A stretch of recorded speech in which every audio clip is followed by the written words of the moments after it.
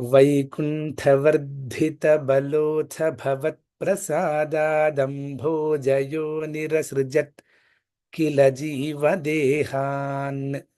स्थास्नूनि भूरुहमयानि तथा तिरश्चाञ्जातिं मनुष्यनिवहानपि देवभेदान्।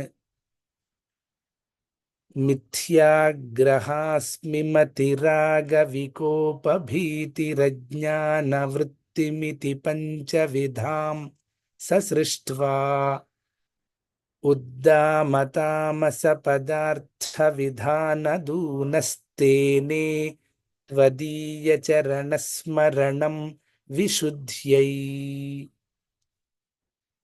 तावत् ससर्ज मनसा सनकं सनन्दं भूयः सनातनमुनिं च सनत्कुमारम्।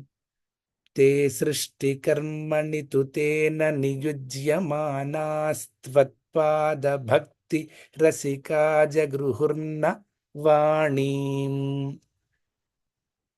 तावत् प्रकोपमुदितं प्रतिरुन्धतोऽस्य भ्रूमध्यतो जनि मृडो भवदेकदेशः।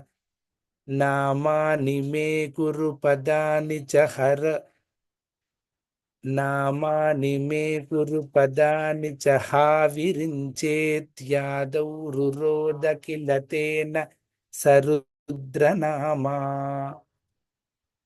एकादशाह्वयतया च विभिन्नरूपं रुद्रं विधाय दयिता वनिताश्च दत्त्वा। तावन्त्यदत्त च पदानि भवत्प्रणुन्नः प्राह प्रजाविरचनाय च सादरन्तम्। रुद्राभिसृष्टभजदाकृतिरुद्रसङ्घसम्पूर्यमाण भुवनत्रय भीतचेताः। मामाप्रजासृज तपश्चरमङ्गलायेत्याचष्टतं कमलभूर्भवदीरितात्मा। तस्याथ सर्गरसिकस्य मरीचिरत्रिस्तत्राङ्गिराः क्रतुमुनिः पुलहः पुलस्त्यः। అది తప్పు, మరలా చేద్దామండి. तस्याथ सर्गरसिकस्य मरीचिरत्रिस्तत्राङ्गिराः क्रतुमनिः. మరలా దోషం దొర్లింది. तस्याथ सर्गरसिकस्य मरीचिरत्रिस्तत्राङ्गिराः क्रतुमुनिः पुलहः पुलस्त्यः। अंगादजायत भृगश्च वसिष्ठदक्षौ श्रीनारदश्च भगवन् भवदङ्घ्रिदासः।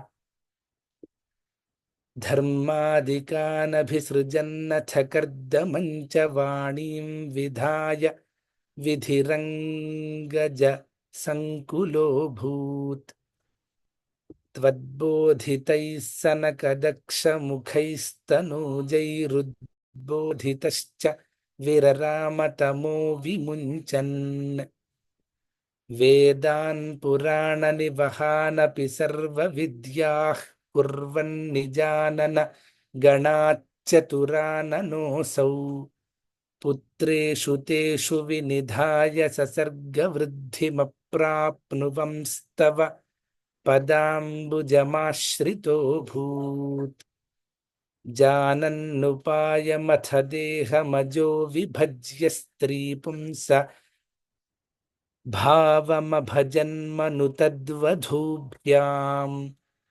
ताभ्यां च मानुषकुलानि विवर्धयंस्त्वं गोविन्दमारुतपुरेश निरुन्धिरोगान्।